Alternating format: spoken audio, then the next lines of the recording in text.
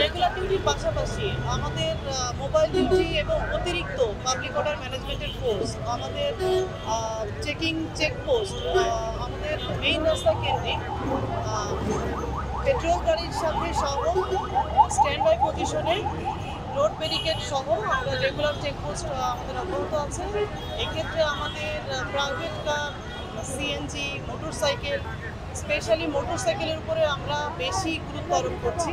প্রত্যেকটা মোটরসাইকেলকে আমরা চেক করছি যাতে করে কোনো ধরনের নাশকতা বা অন্য কোনো ধরনের সন্ত্রাসী কোনো কর্মকাণ্ড কেউ পরিচালনা করতে না পারে, এই লক্ষ্যে আমরা কাজ করছি। তো এ পর্যন্ত আমাদের বিমানবন্দর থানা এলাকায় মহাসড়কে কোনো ধরনের কোনো নাশকতামূলক কোনো কর্মকাণ্ড পরিচালিত হয়নি।